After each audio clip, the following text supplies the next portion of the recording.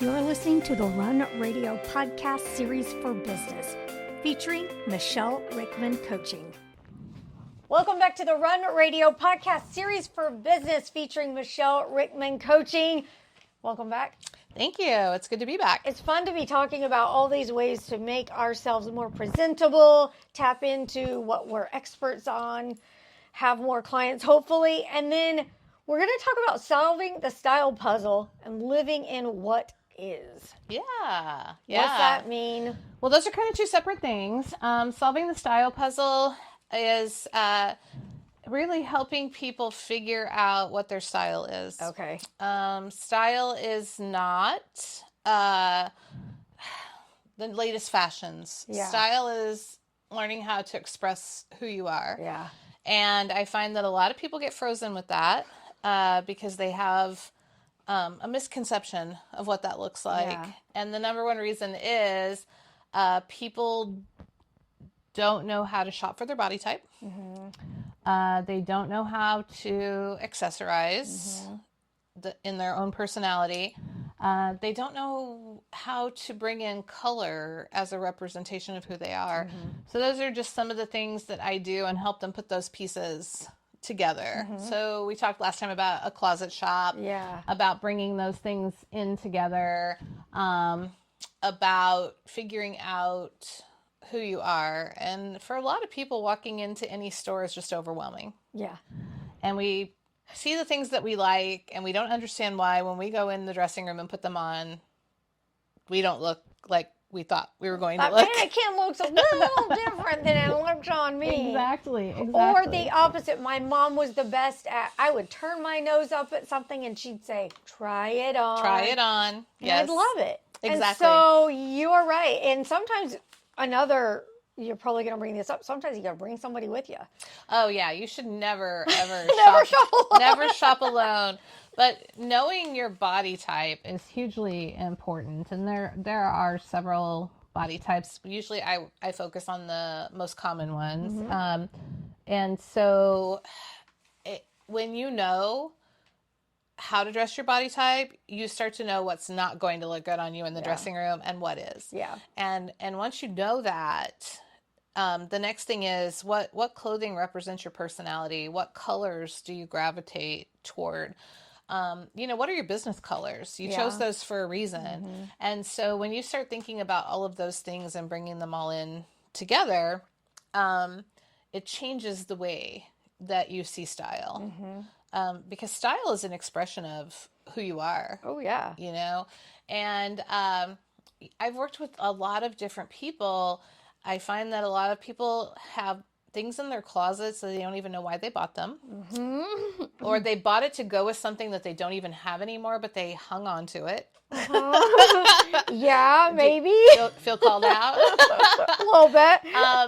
So we have to find who we are and not be afraid to let go of the stuff that isn't us. One of my first style clients, actually almost everything in her closet, because she hated to shop so much, had been given to her by her mom and her sisters. Wear this. Exactly. And I said, when you walk into your closet, is there anything in here that excites you? Oh. And she Can you imagine getting dressed every morning and not liking what? Yeah. Ugh. Yeah. I had another client who it was so funny. She had such an obsession with Converse tennis shoes. She loved them so much. They were so comfortable for her. And she was a photographer. And I said, well, why don't you wear them? Like, make that a focus that regardless of what you have on, you figured out how to wear it with your Converse. And I made her so happy. She's like, now I get so excited to pick my outfit because she goes, I pick it based on which Converse I want to wear that day. And so, and I do this for guys too. It is so crazy to me that you could try on a pair of pants and you can wear 4 different sizes because our sizes are not common sizes anymore. No. And you need to know how things fit you. And when you can just walk into the store and know what style, what brand, what's going to look good on you, it's so much easier Yeah. than standing in a dressing room and trying on 400 items and being horribly defeated and disappointed when you walk out. So that's what solving the style puzzle is. I do that in as a class for people. I do it individually. And yeah, so that's kind of a wrap up of what that one is. What made you think that you could do that? Because I feel like sometimes I get in front of the mirror and pretty pleased, and other times I'm like, who put that on you? So yeah. So it's something that I think I've always been able to kind of do. Yeah. I was always the person that everybody wanted to go shopping with them. And then when I first started teaching, and I was teaching in a small school, and my students, you know, they were going to speech tournaments and debate tournaments, and they wanted to be comfortable but also dressed appropriately. Yeah. And so I started teaching them how to find the right things. And I was fortunate enough when I started working with Park Lane Jewelry that they actually had stylists who would come in and train us on things like that. So then I neat. started doing lots of research to help my clients with just accessorizing or color or things like that. And I started delving into that world of, oh, this is why I enjoy shopping more than somebody else, because I know that when I walk into the store, nope, that's not going to work. Nope, that's not going to work. Oh, but that is. Yeah. And there's a really good chance that I'm going to go put that on. And so when I started working with my coaching clients, doing style coaching was just a big part of that. And so that's what I started including on that. Very neat. Very cool. Okay, so we've got that puzzle solved. Now, living in what is. That sounds big. It is big. That is something that I just added to what I've been doing. And it is focusing on the positive, but in a different way than most abundance coaching teaches you. Yeah. I started really, I've had a lot of life events happen, and I started thinking about, I had a lot of people asking me questions about how are you okay? How do you keep moving forward and doing this? How do you have the confidence to do that? And so I got that question enough that I started to think, wait a minute, is this not normal? Is this not something that everybody has? And so I started really focusing on the fact of, I lost my husband of 30 years, and he was truly my partner, my best friend, all of those things that's supposed to happen. But I realized that something that got us through everything from our kids being diagnosed with cystic fibrosis to other happenings in our lives, that we would always stop to think about what we had. Instead of looking at what isn't or what we don't have, we would shift gears and focus on what is, what we do have. And I realized that even a lot of my clients struggle in their businesses or presenting their business because they don't realize what they have. It's what makes them struggle with their expertise and value. So I really sat down to look at that and realized that in my own life, when I get totally focused on most of the abundance coaching out there, the message to me was ignore the negative. Yeah. You can only focus on the positive. Yeah.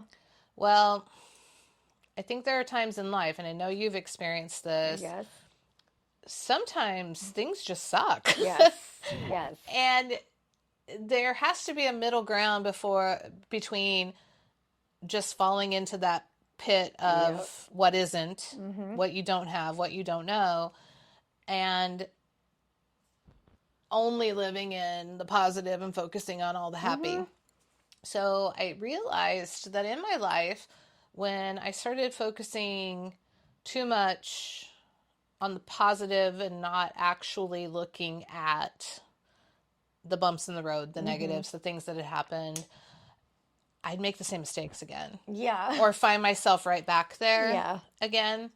So I realized that what I do, and this actually resonated with me when my son Kyle and my daughter Sarah were a late diagnosis for cystic fibrosis. They were 14 and 12. And we went to the cystic fibrosis clinic, and I realized that their respiratory therapist put everything into perspective for them, because we saw lots of different parts of the CF team that day. And she walked in and looked at my kids, and she said, "Hi, I'm Natalie, and I'm going to be your respiratory therapist, and we are going to walk this path together. I'm going to teach you how to do all the things.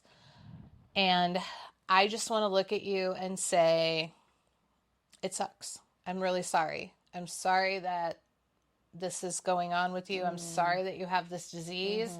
And she said, there's nothing about CF that I'm going to tell you that is good or positive, or that you're lucky because, or any of those things. She said, "So here's what I'm going to tell you. You have CF and it sucks, but there are things that we can do to make it better." Yeah. And she said, "And you've been bombarded with a lot of things today." And she said, "So here's what's going to have to happen. You're going to have to accept it. And then you're going to have to embrace it. It's a part of your life every single day." And she goes, "When you do those two things, then I can help you kick its ass." Yes. There you go. And I think out of everything that everyone said to not just them that day, but to us, that resonated big. You have to accept it. You have to embrace it. And then you can kick its ass. Yeah. And I think in the world of entrepreneurship, in that world of just existing, bad stuff happens. Yeah. And you have to look at it. You don't have to dwell in it, but you can learn from it. And what are you taking away from it moving forward? So I've constructed a program called Living in What Is, and I find that a lot of my clients are stuck. Sometimes we can't get the expertise and value out of them. Yeah. They feel like they have imposter syndrome, which is not, that's just a tag that, again, like we talked about brand before. Imposter syndrome is just something people put out there, and it gives a name to a feeling. But there's a reason why you're having that feeling. And so this program, we start out talking about what isn't. Maybe something bad that's happened, what's a bump in the road that you've had, what do you feel like you don't have, what do you need, things like that. And once we acknowledge that, and it can be something huge, it can be something small. I am a domestic violence survivor. I had a horrible boyfriend for 3 years. And that affected a lot of my self-esteem and confidence.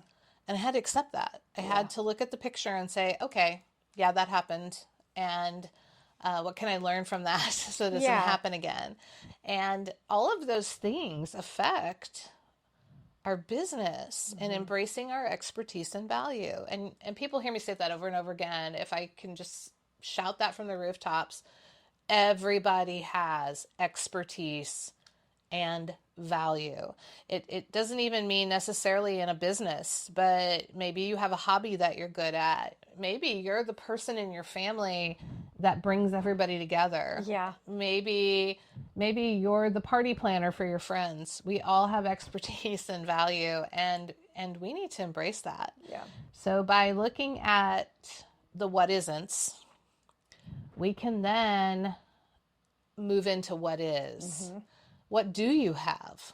What can you do? What do you have access to? What do you want? What does it look like for you? What's your dream? What's your goal? We explore that before we even go into the what isn't and what is. Because if you have a dream or goal and you're not getting there, why not? And so then we look at, okay, maybe you already have what you need. You just didn't know it. Maybe you have access to the things that can help you. Maybe you just have to change the way that you're doing things. And that was a big one for my kids. They had to change the way that they saw the world. They had to change the way that they used their time and their energy. And we did too. And the same with a business. And so you have to do those things. And once you have explored what isn't, you have begun living in what is. looking at things from what you do have, Yeah. then you can just walk that path into what can be. And so I do a lot of that from the focus of, if you're not thriving in your business, maybe we need to explore living in what is. And that way the hurdles aren't so big and the speed bumps aren't so hard. And Yeah. And again, it's kind of connecting with someone else to get those other perspectives that can be really difficult to see for yourself.